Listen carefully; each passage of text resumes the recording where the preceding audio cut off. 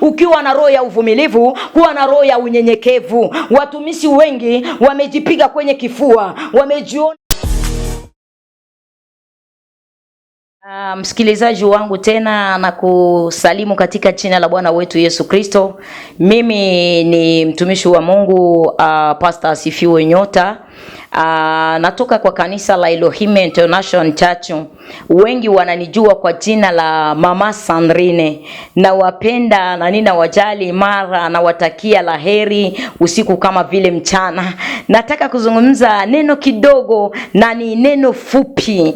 Mara watumishi wa Mungu wengi hawaipatie thamani na hawaisimame amu, lakini mimi nataka kuambia ya kwamba Mungu yupo pamoja nasi. Na neno hili ninataka kuzungumza, nataka kusoma kitabu cha Mezali. Kitabu cha Mezali sura 16 na mstari yake ya 5. Inasema hivi: kila mwenye moyo wa kiburi ni chukizo kwa Bwana, hakika hata kosa dhahabu. Mungu atusaidie. Maandiko imetuambia kila mtu mwenye moyo wa kiburi. Mara umekuwa na moyo wa kiburi na wewe ni mtumishi wa Mungu, nataka kuambia ya kwamba muda kama huyu, kama uko mtumishi wa Mungu, hauwezi kuwa na kiburi upate baraka za Bwana. Watu wengine wamewaza baraka za Bwana ni kusema, watu wengine wamewaza baraka za Bwana ni juu iko jinsi iko, lakini maandiko yametuambia seme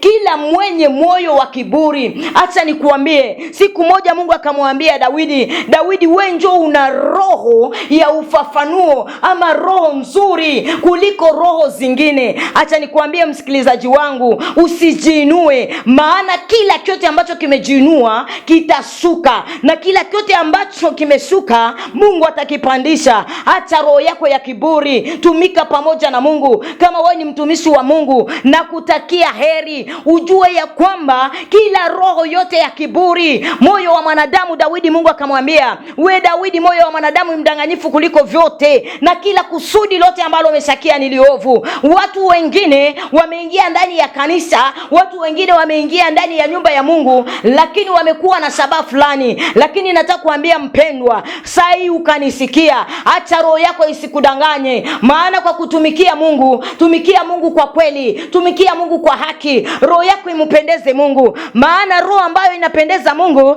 Mungu anaifurahiaka. Ukakuwa na roho ya kupendeza Mungu, Mungu anaifurahiaka. Acha umpendeze Mungu, na kumpendeza Mungu kwako kukuwe na sabaha, maana ukimpendeza Mungu kwa sabaha, kuna kitu Mungu atafanya kwa maisha yako.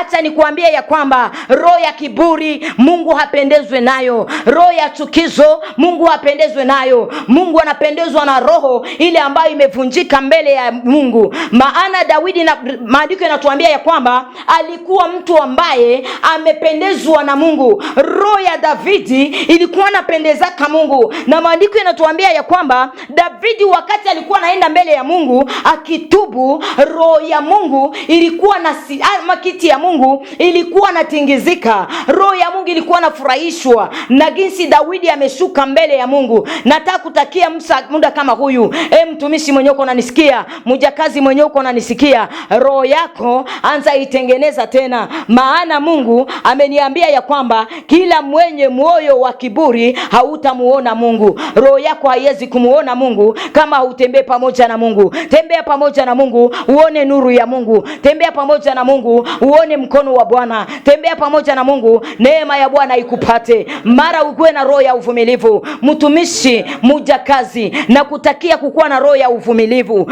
Ukiwa na roho ya uvumilivu, kuwa na roho ya unyenyekevu. Watumishi wengi wamejipiga kwenye kifua, wamejiona hao ni wenye mafuta, lakini kitu mimi nataka kukuambia, unaweza kuwa na mafuta lakini hauna unyenyekevu ndani mwako. Unaweza kuwa na mafuta lakini hauna roho ya utulivu. Lakini kitu nataka kuambia mpendwa, kuwa na roho ya utulivu, utaona nuru ya Mungu, utaona mkono wa Bwana. Mungu akusaidie, Mungu akubariki. We mtumishi mwenye uko unanisikia, Mungu iko ananiambia ya kwamba kuna neema ambayo inatafuta kushuka tena, maana Mungu anakuja kulipa na Mungu anakuja kubariki, Mungu anakuja kuadhibu. We mtumishi mwenye uko unanisikia, roho yako kama ni ngumu, shuka tena mbele ya Mungu ili nawe malipo yapatikane mbele yako, na wewe ulipwe mbele ya Mungu. Uko unanisikia msikilizaji wangu, nataka kuambia ya kwamba Mungu yuko pamoja na wewe. We mama ambao uko unanisikia saa hii, wakati utanisikia, sikia nikuambia ya kwamba kuna neema ambayo utapata. Umemaliza miezi 6 mkitanda, lakini Mungu yuko ananiambia anakuja kufanya kitu kwa ajili ya mgongo wako. Mungu yuko ananiambia tena eti mtulie kimya. Neema ya Mungu inaenda kuwapata mwezi wa 11 na mwezi wa 12. Kuna furaha hata ndani ya nchi ya Rwanda. Kuna neema ambayo itapita. Kuna neema ambayo itapita ndani ya nchi ya Rwanda mwezi ya 11 na mwezi ya 12. Sikia huyu unabii, lakini roho yako imimine mbele ya Mungu ili uone mkono wa Mungu.